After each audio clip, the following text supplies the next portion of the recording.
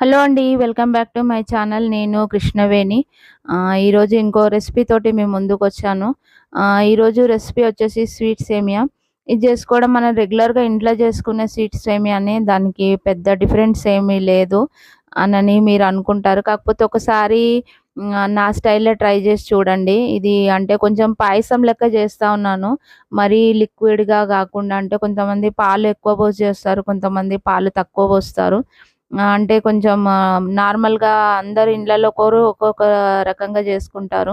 నేను నా స్టైల్‌లో నేను చేస్తా ఉన్నాను. ఒకవేళ నచ్చితే మీరు కూడా ఇంట్లో ట్రై చేయండి. ఇది నచ్చుతుంది అని అనుకుంటాను. మనము రెసిపీ‌లోకెళ్ళే ముందు నా ఛానల్‌ని గనుక ఇంకా సబ్స్క్రైబ్ చేసుకోకుంటే సబ్స్క్రైబ్ చేసుకోండి. అట్లాగే ఈరోజు రెసిపీ ఎట్లా ఉందో నాకు కామెంట్ చేసి చెప్పండి. ఇప్పుడు రెసిపీ స్టార్ట్ చేద్దాము. అంటే స్వీట్ సేమియా ఎట్లా చేయాలో చూద్దాము. నేను ఒక కప్పు నెయ్యి తీసుకున్నాను. నెయ్యి వేడైన తర్వాత ఒక కప్పు బాదాము, ఒక కప్పు కిస్మిసు, ఒక కప్పు అంటే నా దగ్గర ఏ డ్రై ఫ్రూట్స్ ఉన్నాయో నేను అవన్నీ యూజ్ చేస్తా ఉన్నాను. మీరు అన్ని రకాల డ్రై ఫ్రూట్స్ యూజ్ చేయొచ్చు. నేను వెండి కొబ్బరి కూడా కొంచెం యూజ్ చేస్తా ఉన్నాను. అంటే అది టేస్ట్ బాగుంటుంది. ఒకవేళ మీరు స్కిప్ జేయాలనుకుంటే, మీకు ఎండు కొబ్బరి నచ్చకపోతే మీరు స్కిప్ జేయొచ్చు. అంటే మా పిల్లలు ఇష్టంగా తింటారు గనుక నేను వేస్తా ఉన్నాను.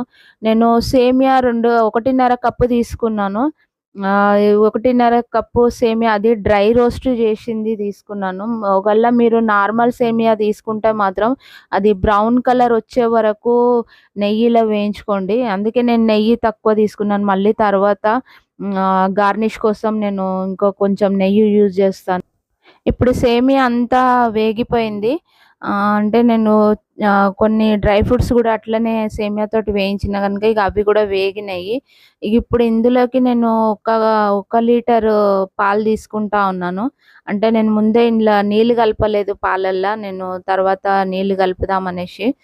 ఇవి అంటే గోరువెచ్చగున్న పాలు తీసుకోవాలి. అట్లాగే గోరువెచ్చగున్న నీళ్లు మాత్రమే తీసుకోవాలి. నేను ఒక లీటర్‌కి 1:30 కప్పు, చిన్న కప్పుతోటి 1:30 కప్పు నీళ్ళు యాడ్ చేస్తున్నాను. ఎట్లా అంటే సేమియా ఉడికేకి యూజ్ అయితుంది ఈ నీళ్ళు. పాలల్లో ఉడికితే తొందరగా, అంటే కొంచెం చల్లారిన తర్వాత గడ్డ కడుతుంది. మనం కొంచెమన్నా నీళ్ళు యాడ్ చేసుకోవాలి. నేను అందుకే 1:30 కప్పు నీళ్ళు యాడ్ చేసినాను. మన టేస్ట్‌కి తగ్గట్టు షుగర్ యాడ్ చేసుకోవాలి. నేను హాఫ్ కప్పు షుగర్ మాత్రమే తీసుకున్నాను. ఒకవేళ మీరు షుగర్ ఎక్కువ తింటే మాత్రం మీరు షుగర్ మీ టేస్ట్‌కి తగ్గట్టు మీరు తీసుకోండి. ఎట్లా అంటే నేను కండెన్స్డ్ మిల్క్ యూజ్ చేస్తా ఉన్నాను. కండెన్స్డ్ మిల్క్‌లో ఆల్రెడీ షుగర్ ఉంటుంది. ఇది పాయసం చిక్కగా ఉండేకి అట్లాగే టేస్ట్ బాగొస్తుంది ఈ సేమియా పాయసానికి. ఇది లో ఫ్లేమ్‌లో మాత్రమే వండుకోవాలి ఈ పాయసాన్ని. హై ఫ్లేమ్‌లో వండితే అంటే తొందరగా సేమియా ఉడికిపోయి అంటే గడ్డ కడుతుంది. అందుకే లో ఫ్లేమ్‌లో మాత్రమే వండుకోవాలి. ఒకవేళ మీకు కొంచెం గట్టిగా అనిపిస్తుంది సేమియా అంటే కండెన్స్ మిల్క్ ఏసినాక కొంచెం గట్టిగా అనిపిస్తుంది అని అనుకుంటే మాత్రం మీరు ఒక హాఫ్ కప్పు నీళ్లు యూజ్ చేసుకోవాలి. నాకైతే సరిపోయింది. ఇప్పుడు ఇందులోకి నేను ఒక 4-5 ఇలాచీలు కచ్చా పచ్చాగా దంచుకొని యేసుకుంటున్నాను.